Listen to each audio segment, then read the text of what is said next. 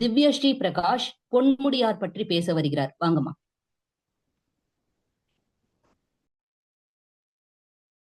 அவைக்கு என் பணிவான வணக்கம். நான் திவ்யஸ்ரீ பிரகாஷ் மலேசியாவிலிருந்து பேசுகிறேன். யாதும் ஊரே யாவரும் கேளீர் என்று உலகளாவிய சிந்தனையை விதைத்த தமிழ் குலத்தின் வரலாற்றில் ஆண்களுக்கு நிகராக, ஏன் சில இடங்களில் ஆண்களையும் மிஞ்சும் அளவிற்கு அறிவிலும் வீரத்திலும் சிறந்து விளங்கியவர்கள் நம் சங்க கால பெண் புலவர்கள்.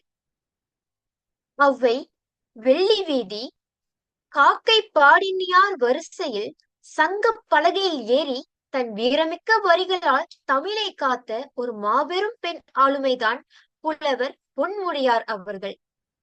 சங்கத்தமிழ் பெண்பாற் புலவர்களில் தனித்துவமான இடம் வகிக்கும் அவரை பற்றி உங்களுடன் சில நிமிடங்கள் பகிர்வதில் பெரும் மகிழ்ச்சி அடைகிறேன். பொன்முடியார் ஔவையாருக்கு நெல்லிக்கனி கொடுத்து புகழ் பெற்ற கடையெழு வள்ளல்களில் ஒருவரான அதியமான் நெடுமான் அஞ்சியை பாராட்டிய புலவர்களில் ஒருவர் ஆவார். தகடூர் என்னும் சிறுநாட்டை ஆண்ட அதியமான் சிறந்த போர் வீரனாகவும் கொடை வள்ளலாகவும் திகழ்ந்தான். அவனது புகழே அவனுக்கு பல பகைவர்களை தேடி தந்தது. சேர மன்னனான பெருஞ்சேரல் இளம்பொறை அதியமானோடு பகைத்து அவனது தகடூர் கோட்டையை முற்றுகையிட்டு அழித்து அவனையும் கொன்றான். இந்த தகடூர் போரின் கொடிய காலத்தில் தகடூரிலே தங்கியிருந்து அவ்வப்போது உள்ள போர் நிலைமைகளை அதியமானுக்கு கூறி துணையாக நின்றவர்களுள் பொன்முடியாரும் ஒருவர்.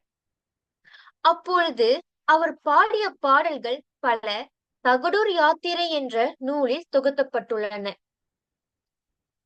தகடூர் யாத்திரை பாடல்கள் மட்டுமின்றி புறநானூற்றில் நூலிலாட்டு மற்றும் குதிரை மரம் என்ற துறைகளில் பொன்முடியார் பாடிய 2 பாடல்கள் உள்ளன.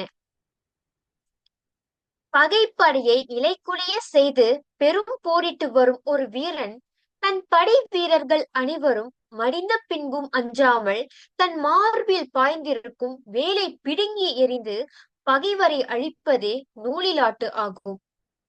அதியமானால் அன்போடு வளர்க்கப்பட்ட ஒரு வீரன் இளமை பருவத்தில் விளையாட்டு குணத்தால் பால் உண்ண மறுத்த சிறு குழந்தையாக இருந்தான். அவனே இன்று உச்சி குடுமியும் முகத்து மீசையும் கொண்டு கம்பீரமான அழகான இளைஞனாக மாறி போர்க்களத்தில் வீரத்துடன் நின்றதை பொன்முடியார் அழகாக பாடியுள்ளார். பொன்முடியார் பாடிய பாடல்களிலேயே மிகவும் புகழ் பெற்றது ஈன்று புறந்தருதல் என்ற புறநானூற்று பாடலாகும். புறம் 312. வீட்டில் உள்ளவர்களும் நாட்டில் உள்ளவர்களும் நல்லவராக வாழ்ந்தால் மட்டுமே அந்த வீடும் நாடும் பெருமை பெறும் என்கிறார் புலவர். பொன்முடியார் வாழ்ந்த காலம் உள்நாட்டு பகையும் வெளிநாட்டு பகையும் நிறைந்த ஒரு போர்க்காலம். எனவே அந்த பகையை ஒழித்து நாட்டை காப்பதே மக்களின் முதன்மையாக கடமையாக இருந்தது. நாட்டை காக்க நல்ல வீரர்கள் தேவை. அதனால் வீரமிக்க ஆண்மகனை பெற்று தருவதே தாய்மார்களின் தலையாய கடமை என்று கருதப்பட்டது. பிள்ளைகளை பெற்றதோடு நின்று விடாமல் அவர்கள் நல்ல உடல் நலத்தோடும் மனநலத்தோடும் வளர வழிவகை செய்வதும் தாயின் கடமையாகும். அவ்வாறு வளர்க்காவிடில் பிள்ளைகள் நலிவடைந்து போவார்கள், பெற்றும் பயனற்று போகும்.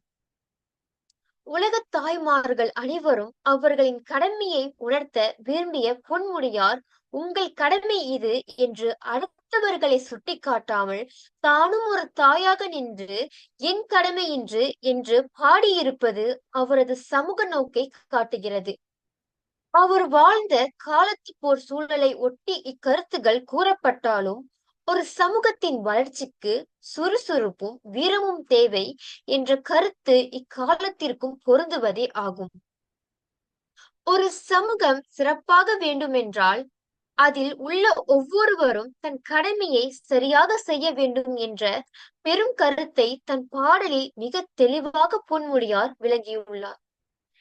ஈன்று புறந்தருதல் என் தலை கடனே சான்றோன் ஆக்குதல் தந்தைக்கு கடனே. வேல் வடித்து கொடுத்தல் கொல்லருக்கு கடனே. நன்னடை நல்கள் வேந்தருக்கு கடனே. ஒளிரு வாழ் அஞ்சம் முறுக்கி களி எறிந்து பெயர்தல் காளைக்கு கடனே. அதன் பொருள், தாய் என்றால் பிள்ளையை பெற்று நல்ல முறையில் வளர்ப்பது என் முதன்மை கடமை. தந்தை என்பது மகனை அறிவிலும் ஒழுக்கத்திலும் சிறந்த சான்றுனாக்குவது தந்தையின் கடமை. கொல்லர், அதாவது கம்மாளர் என்பது போருக்கு தேவையான கூர்மையான வேலை செய்து தருவது கொல்லரின் கடமை. அடுத்ததாக வேந்தன், அதாவது மன்னன் என்பது நாட்டு மக்கள் நல்வழியில் நடக்க ஆவண செய்வது மன்னனின் கடமை. இறுதியாக காளை, அதாவது வீரன் என்பது ஒளிரும் வாளேந்தி அஞ்சாமல் போர்க்களம் புகுந்து பகைவரின் யானையை வீழ்த்தி வெற்றி பெற்று திரும்புவது இளைஞனின் கடமை.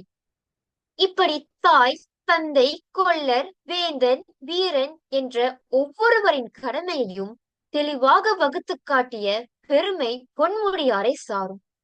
ஒவ்வொருவரும் கடமையை உணர்ந்து வாழ்ந்தால் சமூகம் சிறக்கும் என்ற நீதி இன்றும் என்றும் மாறாத உண்மையாகும். சங்கத்தமிழ் வான்வீதியில் பொன்முடியார் என்னும் நட்சத்திரம் இன்றும் ஒலிக்கிறது, என்றும் ஒளிரட்டும் என்று என் உரையை முடிக்கின்றேன். நன்றி. மிக தெளிவான உச்சரிப்பு, அருமையான பேச்சு. பொன்முடியார் பாடிய வீரனையும் அவன் தாயின் தோற்றத்தையும் உங்கள் பேச்சால் எங்கள் கண்முன்னே கொண்டு வந்து விட்டீர்கள். ஒரு தாயின் கடமையையும் முன்வைத்து மிக அருமையாக பேசினீர்கள். வாழ்த்துக்கள்மா.